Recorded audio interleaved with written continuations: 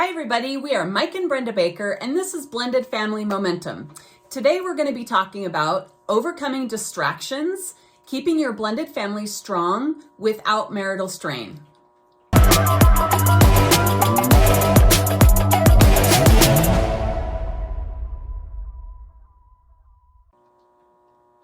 So in this video, we're going to teach you how, what things you can do that will help you to keep your blended family really strong without your marriage suffering, and things like that. So with that, here we go. So we want to delve into a couple of topics.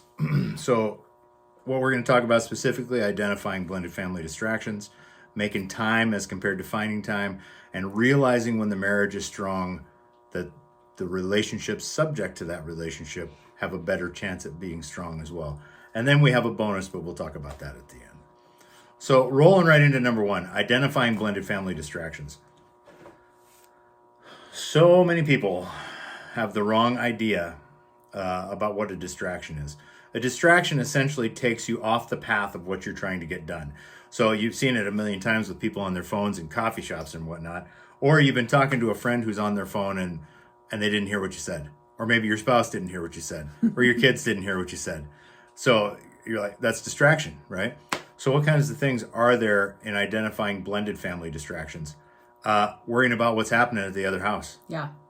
Don't. That's a distraction. It matters absolutely zero what's happening at the other house as compared to what's happening in your house. You're worrying about nothing.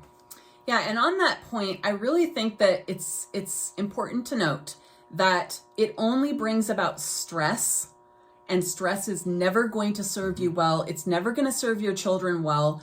It just creates a bunch of negative energy. So in order to, really turn that around and not let that become what your family energy is, forget about what the other house is doing or not doing, saying or not saying, all of it, forget it. And you're going to hear some of the things you've already heard if you've been a subscriber very long or you've watched a lot of our videos. You're going to hear us say some of the same things over and over and over. And the reason being is we really want you to get to the point where you hear the points and you do them. Figure out how they fit into your family and then do them. Okay? So that's just one of many blended family distractions. Really, there's a lot. Assumption is a huge one. Assumption is a distraction in and of itself. What is my husband thinking? What is my wife thinking? They must be thinking this. They must be thinking that. My stepkid must think this. My bio kid must think that. My mother-in-law must think this. My husband's ex-mother-in-law must think this. It's nothing but noise. It's nothing but white noise, and you need to turn it off in your life. Now, let me say, like we always have to, we're not talking about abusive or severely neglectful type situations. That's not what we're talking about here. Mm-hmm. Believe it or not, if you are in an abusive or neglectful situation, that is not the bulk of these. All right. Or your kids. Yeah, or your kids. That is not the bulk of blended families. The bulk of blended families has to do with a lot of name calling and assumption. There are some, once again, I'll put it out there like I did the last video. If you get along with your ex or the steps get along, I've met bio moms and stepmoms that are almost best friends. Yeah. And I think that's great. And if that's possible in yours, move towards that, but never compromise the principles of your own household to do it. The problem here is that you've got a lot of anger and bitterness. Maybe she didn't mean, maybe she left and then realized she shouldn't have. Maybe he left and then realized he shouldn't have. Maybe you never have been married and now you're married to this person who was married before and you took all their baggage as well. All outside noise, all distraction. What matters? The marriage relationship. What matters? The relationship with the kids. What matters? Family identity. I cannot hammer family identity home enough.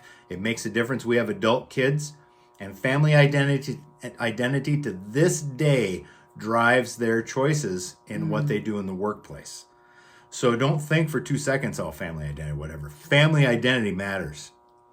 And so that has to do with, but in order to attain a family identity for your family, you have to be okay with who you are, who you were, who your kids are, who your kids were, and what you are together. That's how you bind that thing together. All right. Which brings us, unless you have something to say, into point number 2. Making time as compared to finding time. Yeah, so really, this is a very important point that, especially as a husband, you can impact your wife in a major way. If you will take the time to actually figure out when you guys can spend quality alone time, it is going to make the difference in your marriage. And I can guarantee that. I will take that, I will put money on that, because most husbands wait for their wife to plan everything. Are you doing that? Are you a husband, and are you waiting for the wife to say, "Hey honey, we haven't been on a date in, 2 months. We should plan one"? No. If you will take the initiative to find that special time, or even surprise her with that special time, that is going to make so much difference in her life, and in your marriage in a lot of different ways, if you know what I'm saying. Mike did this a lot. He always was very engaged, and it was very important to him to make sure that I knew that he wanted to spend time with just me from time to time. We did have a weekly date night, but there were other times, like our anniversary or a special birthday or whatever, that he would make time to plan something without me knowing about it, or even telling me, "Hey, this is what's going to happen, but don't worry about it. I'm going to figure out the details." He got the babysitter or the grandparents or whoever it was. He planned what we were doing. He did all of it, and it made so much difference to me, because from as a person whose father pretty much neglected me, I was always seeking male attention, in negative ways prior to meeting Mike. And that has really made a huge difference. I probably belabored that point, but please, husbands, do that. Okay.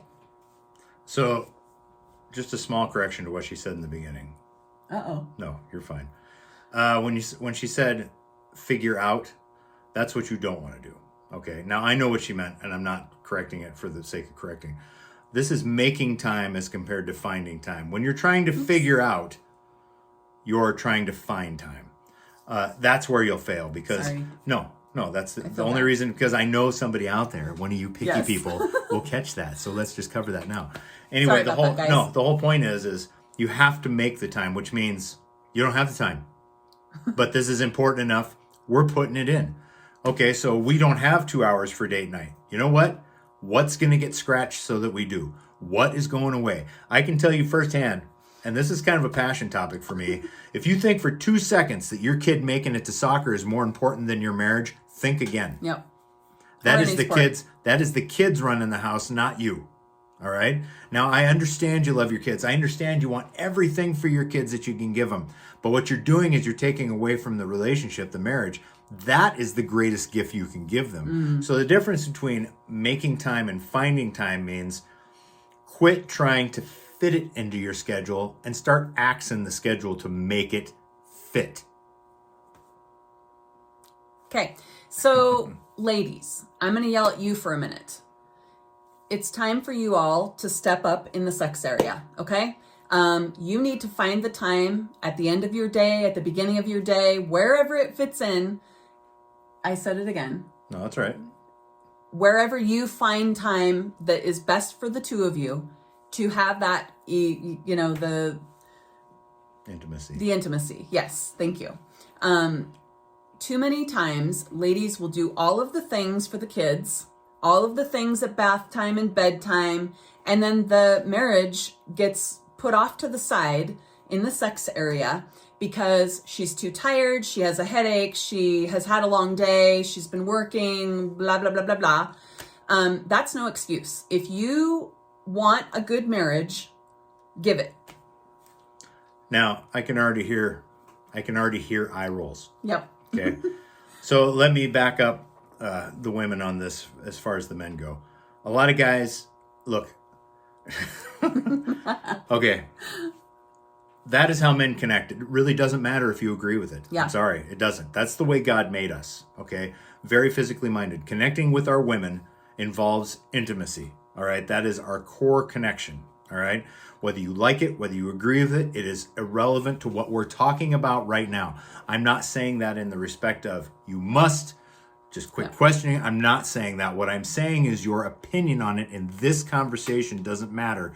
That is the way it is. If you go back through scripture and look, you'll find that is how God made men. That is how he made us to focus so fully on one thing, the way that we have the ability to focus on you. Now, a lot of you think that your husbands aren't focused on you, but the problem is that women as a general rule, I think we talked about this before, women as a general rule want things done a certain way and to look a certain way. Let me give you an example. I saw an interview with a gal who was upset that her husband would not wash the dishes. They had a conversation when they first got married. He wanted to buy paper plates and cups. She wanted dishes, right? He said, no, I don't want to wash dishes. I want to just throw that stuff away. And if you've ever had a large family gathering, you know that's the way to go. Yeah. Throw it away. So anyway, she got mad at him, like furious because he wouldn't wash the dishes. So they went to a counselor, and it was a televised counseling session. The counselor asked her, who wanted the dishes? And she said, I wanted the dishes. Why did you want the dishes? Because that's what normal households do, is have dishes. What did he want? Well, he wanted paper plates, which is ridiculous. But you're expecting him to conform to what you wanted when he gave in and let you get the plates rather than the paper plates. So I'm not saying that there wasn't some give and take. What I am saying is it didn't occur to her until that moment, because she was like, oh, it didn't occur to her till that moment. She was pushing till she got her way and then expected him to just acquiesce to it. And dudes, acquiesce, babe. Dudes just don't do that. That's not how we operate, all right? You want it? Great, go do it. However, we really want to support you. Yeah. We really want to give you that time. We really want to help you. And like it or not, you're going to have to ask for that help because you want things so much a certain way. We are afraid to just jump in and do it for fear of, just what? I don't understand what I did. You asked me to do it. I did it. And so quit thinking that we can read your minds. Just open your mouth and say so. It may be annoying to you, but it is exactly what he needs. You want him to make the time and not find the time? You give that boy a reason. Yeah. Which will bring us into our third point, I believe. Okay, so the third point, listen to this very carefully. Realizing when the marriage is strong, that the relationship subject to it have a better chance to be strong as well. Now, what I mean by that is the greatest gift, like we've said before, that you can give your kids, step or not, is a strong marriage. The marriage came first, the marriage comes first, and all other relationships are subject to it. Now, you can't make the decision for every kid and for every adult kid for that matter. So I'm not going to sit here and tell you that it's a guarantee that the relationship with your kids will get better. But I can guarantee this one thing, that if you work on the marriage and you put that first, I guarantee that the other relationships will have a better chance of making it. And ladies, you have to put in the work and the effort as well in the areas that make a difference for your husband, like we were talking about in the last point. That is super, super important. And, security for your children, both step and bio, comes from a secure relationship with your husband, i.e. the dad of the home, okay? And so you can't expect to spend a little tiny bit of time on your marriage and have it be thriving. The whole point of this video is to help you to learn how to be, firm in your marriage so that your whole household can benefit from that security. Mm-hmm.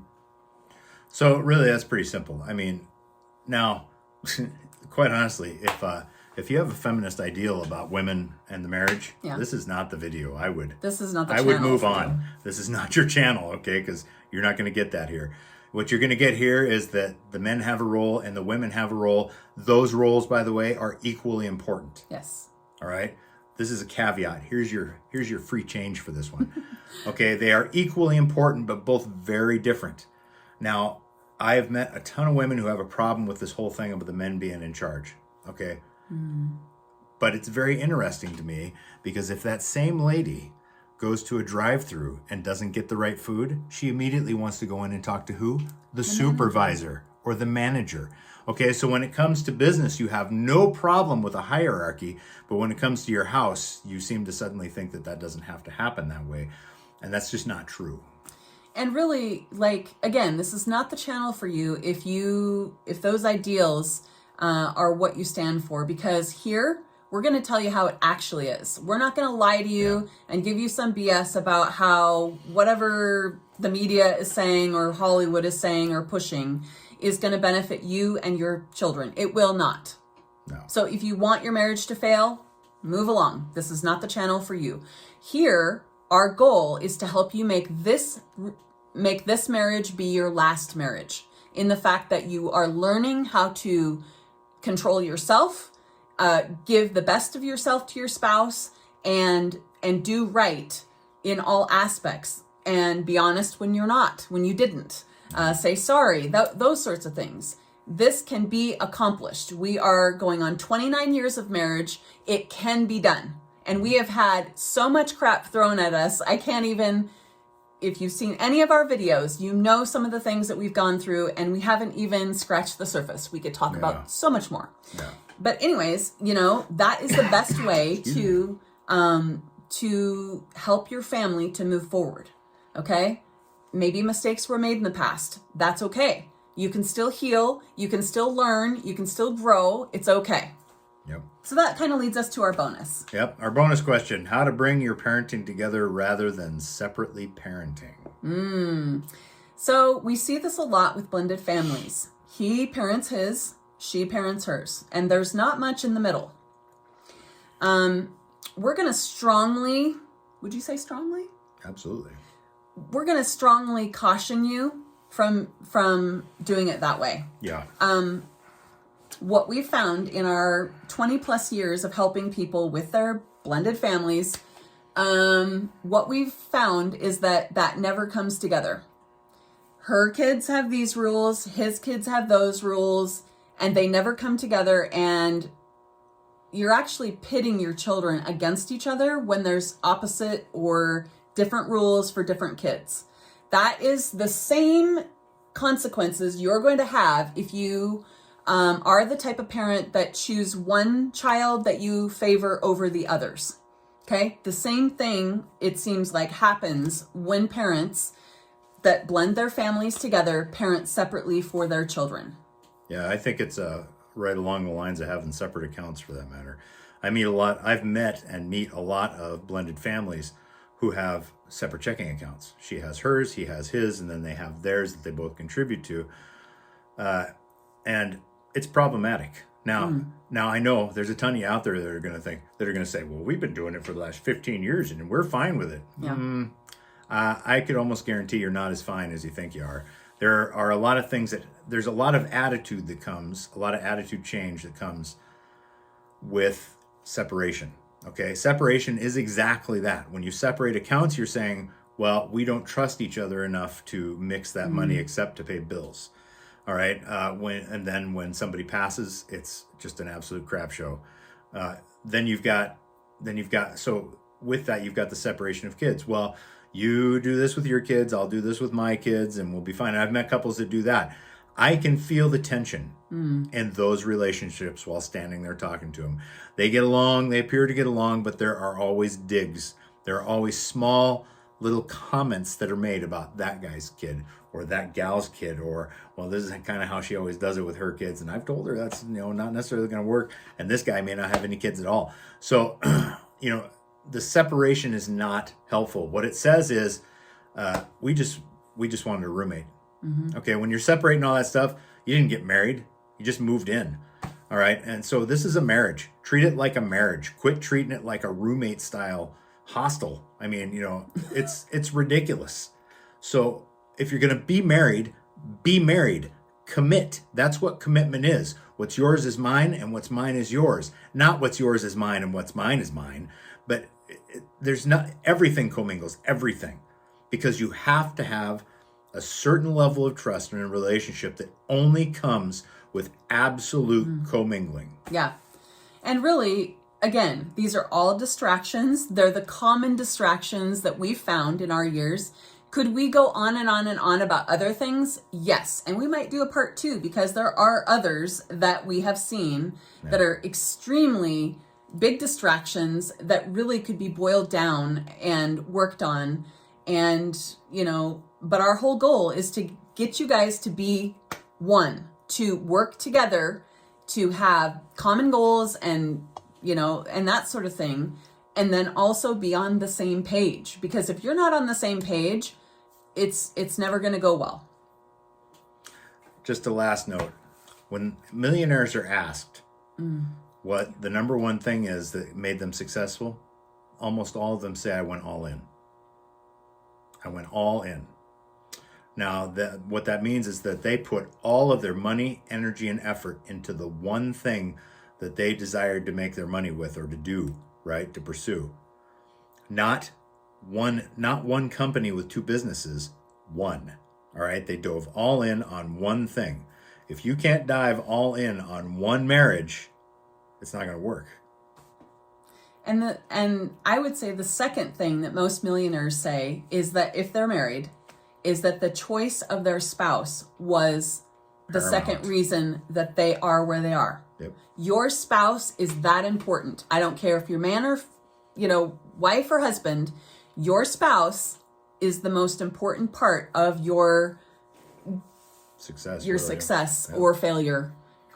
Sure, you play a part in that, but you guys working together is the most important thing you could ever do for your children. So with that, we hope that you learned some things in this video. If you've got other questions that this video brought up, we'd love to hear your comments down below. And as always, we are so thankful that you were here with us today. We'll see you again on the next video. Bye.